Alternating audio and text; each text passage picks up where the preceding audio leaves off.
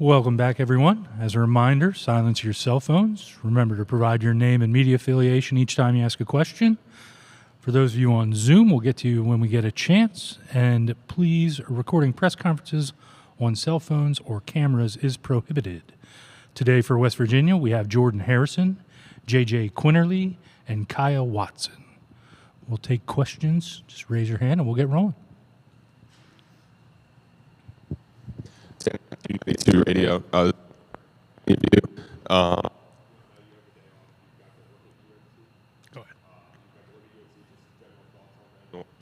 From that. Start with you, Jordan. Watching the game yesterday, they're a team that likes to play pretty fast, especially in transition. They got some good paint dominance down there, and they play together, move the ball really well, and they shoot the three-point shot pretty good. So that's what I get off of them first glimpse. Thoughts on UNC, JJ?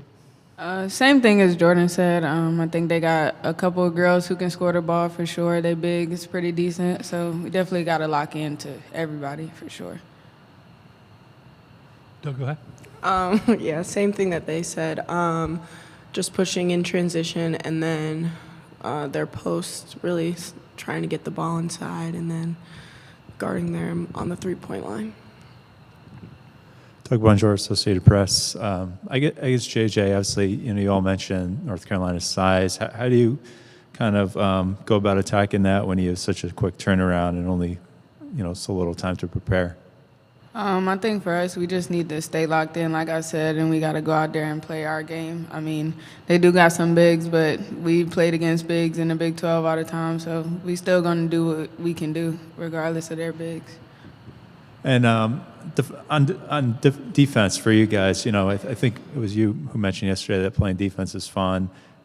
Do you kind of thrive off the maybe frustrations that your opponents have?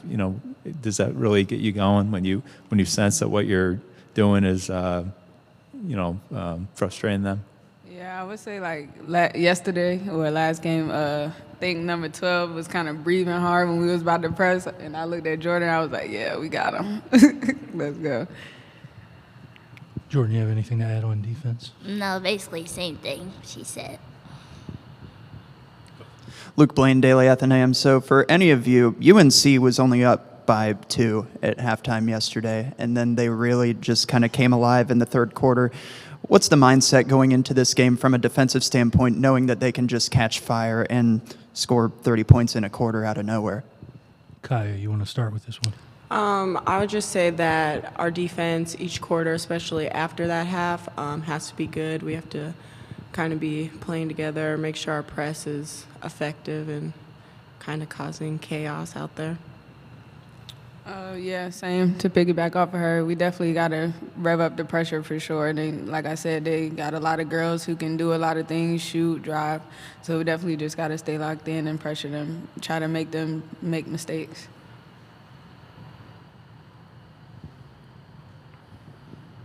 Cody Nesper, West Virginia Sports Now. All of you, for all of you, you expect a good crowd tomorrow. After last season, though, can anything live up to what Iowa City was like? And how did you kind of learn to handle environments like that? Jordan, you want to go with this one? Yeah. I think it's going to be kind of hard to beat what we saw last year. And I'm glad that we were in that situation. So now when this situation presents itself, we're prepared and we know what to expect. But, honestly, we're just going to control what we can control on the court. If they're not scoring, then the crowd can't really get into it. So that's just kind of what we're going to stick to. Anything to add? All right. Daniel Woods, WVU Metro News. I'll give this up to all three of you because you've all been here for all of it. Yesterday with 25 wins, it's the first time WVU's won 25 games in back-to-back seasons in school history, and it's come in Coach Kellogg's first 2 seasons. So what about the culture of this program on and off the court since he's come in has stood out that's allowed you guys to have that kind of success that quickly? JJ, go ahead. I think us off the court, us hanging out, doing little activities together, hanging out at each other's houses or just doing random stuff. Then when we had practice, I think we all just gel really well and we all like each other. There's not a lot of animosity on the team, so I think that definitely is an advantage for us. Kyah, anything to add? Kind of like JJ said, outside the court, we all get along really well. Probably the only people I hang out with. But, on the court, I think we do play really well together, and we kind of have, like, that same goal, all the same goals. So I think that really helps us play good together.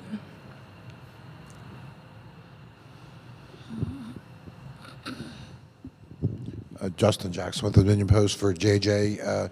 JJ, I mean, obviously your name is found throughout the record book and your accomplishments at the school. What would it mean for you to add a Sweet 16 onto everything you've accomplished already? Like I said, I think advancing was a big goal of mine coming into this season and even last season. So last season we came up short, so definitely this season I'm looking forward to advancing for sure. I'm going to go into that game like it's my last, and I'm going to play it like it's my last. So, yeah. Anything else for the student athletes? Cody Nesper, West Virginia Sports Now. JJ, was the section behind the bench, was that your fam club? And what did, there's a good WVU presence last night, so just what did that mean? I think for us, we definitely feed off that energy. Like at home, that energy is amazing. So having them fans right behind our bench, a lot of people from my family had came down because, of course, Virginia is not that far. So it was just amazing, honestly. We felt the energy and we revved it up. Anything else? Thank you, ladies. Good luck.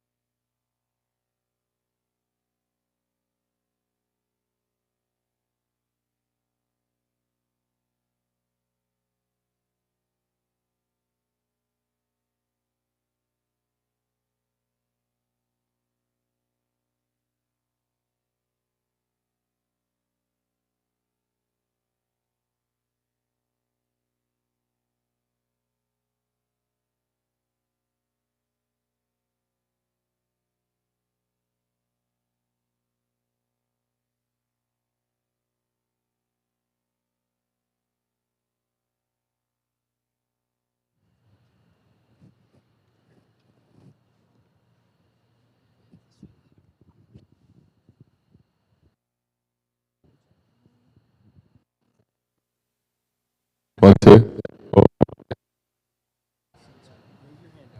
One, two. One. Okay.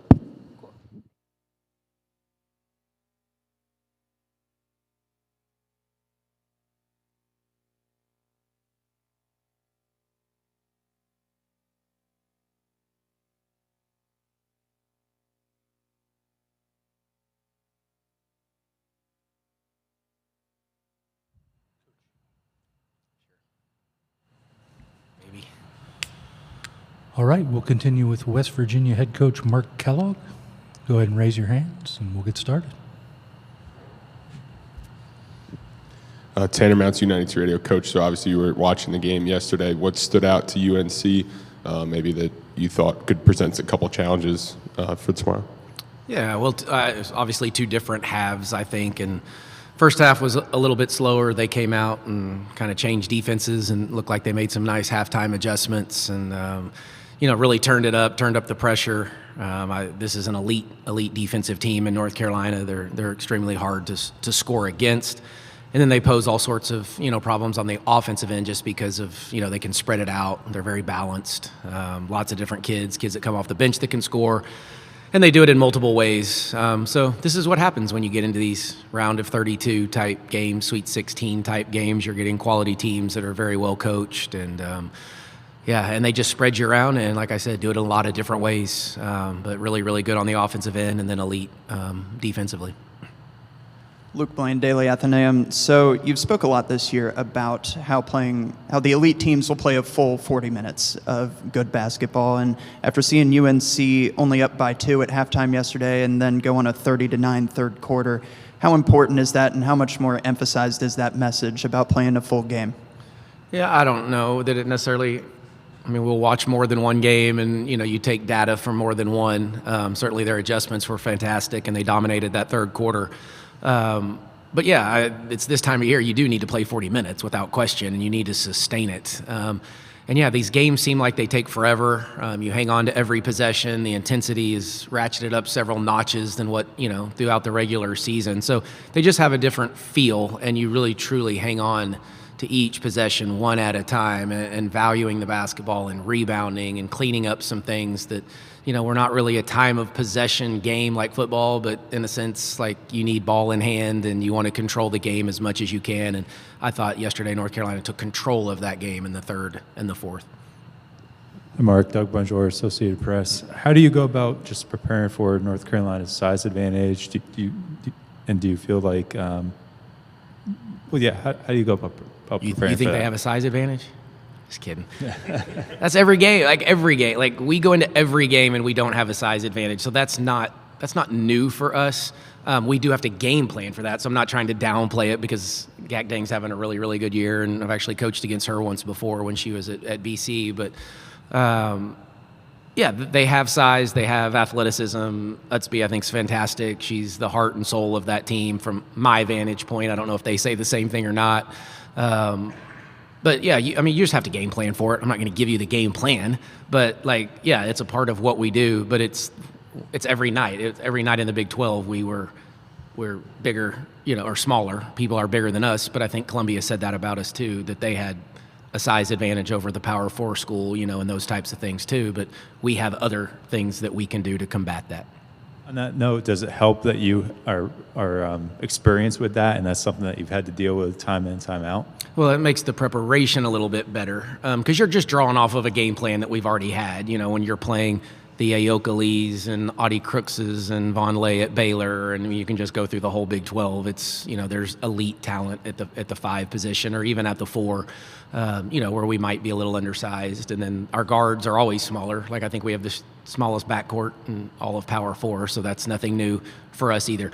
So really, all it does, I guess, maybe to answer your original question, is it's a short turnaround, it's a short prep time, and so you have to draw off of game plans that we've already utilized at some point throughout the season, and that just makes it a little bit easier for our kids.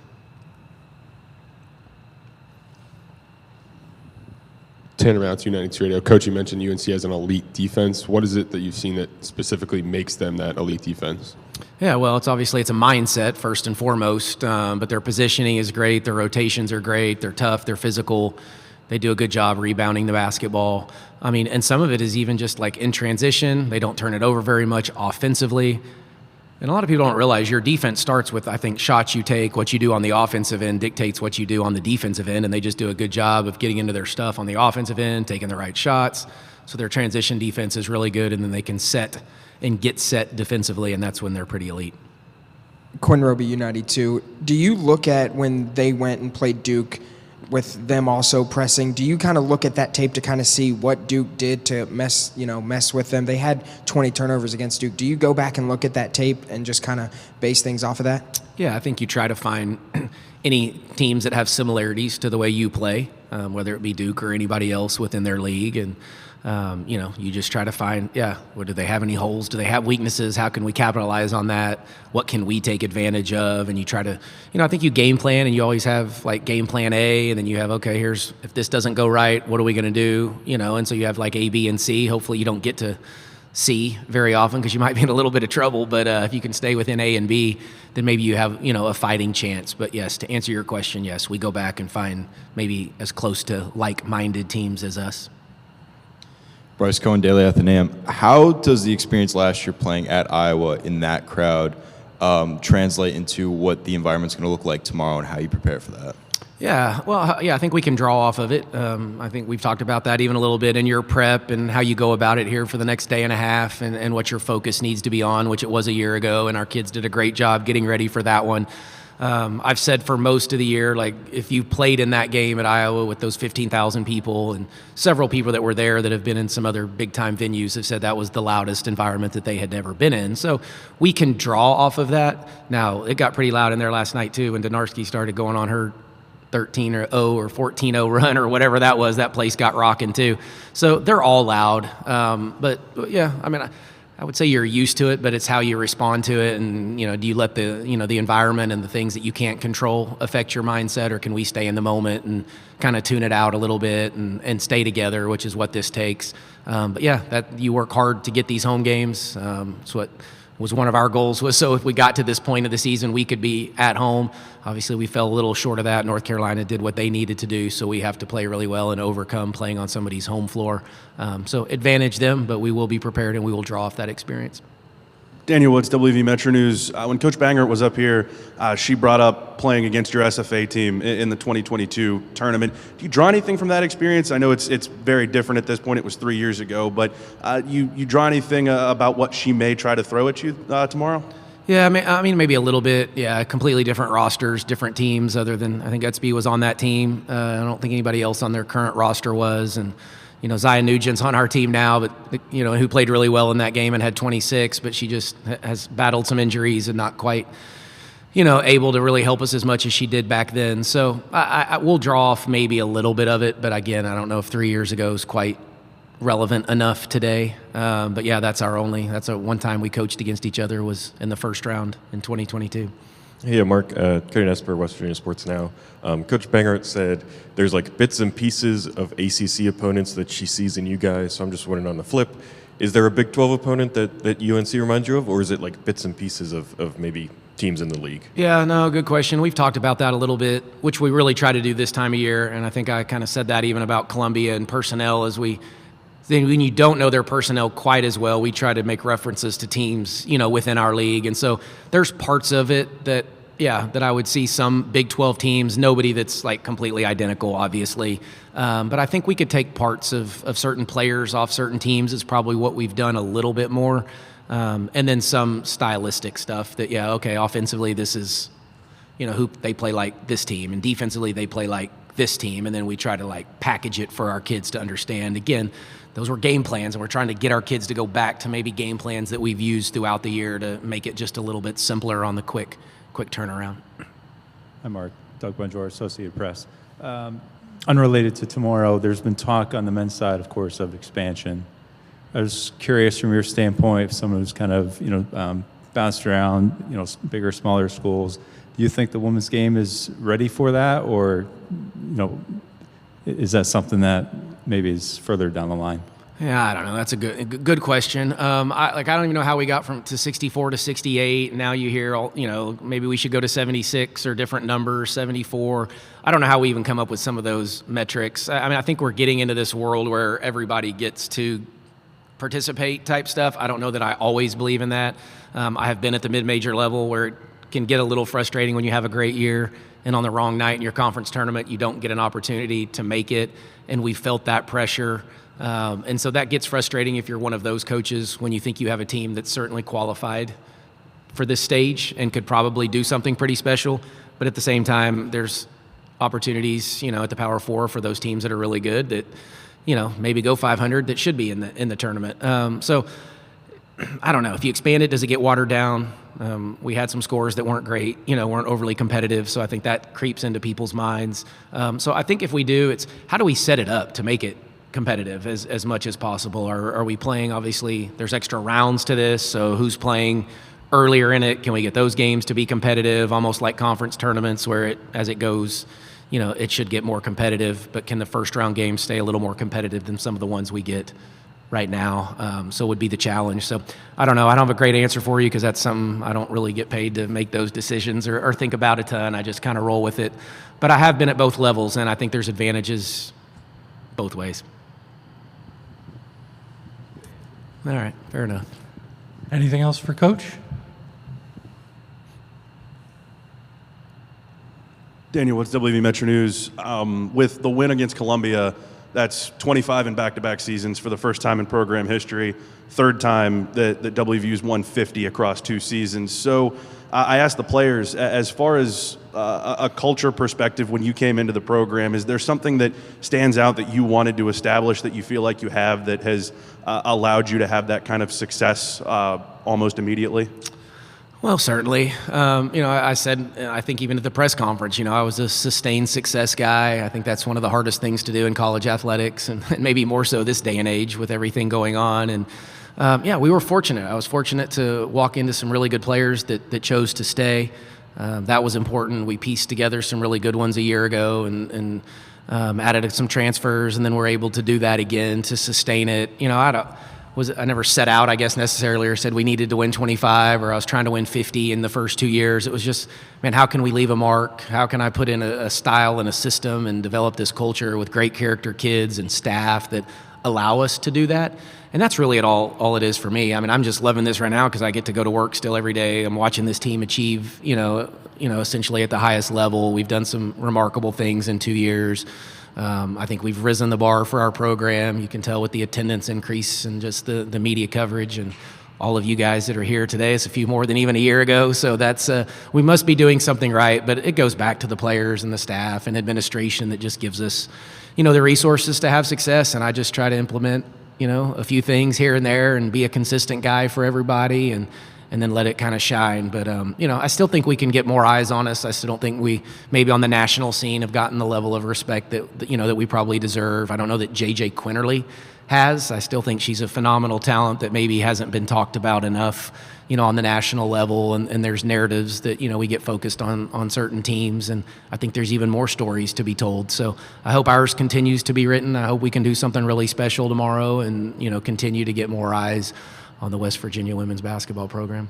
And then you talked about it a little bit this weekend, but a win tomorrow would be the first time WVU's gone to a Sweet 16 in a 68-team field. So what would that mean to make that mark for the program? Yeah, well, obviously it'd be huge. We would, our players have talked about leaving a legacy. As a coach, you want to leave a legacy. You want to be a part of the best teams in program history. And, if we get there, I don't want to stop there either, so I don't want it to be like that's the all or nothing for us. But there are steps to it, and we need to pass that step. We need to pass that test, and we know it's going to be awfully difficult to win in here against the level of competition that we have. So I don't know if I've allowed myself to get there yet mentally, but if we do, when we do, ask me, and I'll give you maybe a little bit better answer on what it feels like to get there. But we'll dream about it, and we've talked about it, but I've never really allowed myself to go there yet. Too much work to be done. All righty. Thank you, Coach. Thanks, everybody. Appreciate it, and good luck. As a reminder, Hammond Communications will post a recording of this press conference in the NCAA Digital Media Hub at ncaa.veritone.com. Transcripts are provided by ASAP and will be posted shortly. Thank you for joining us.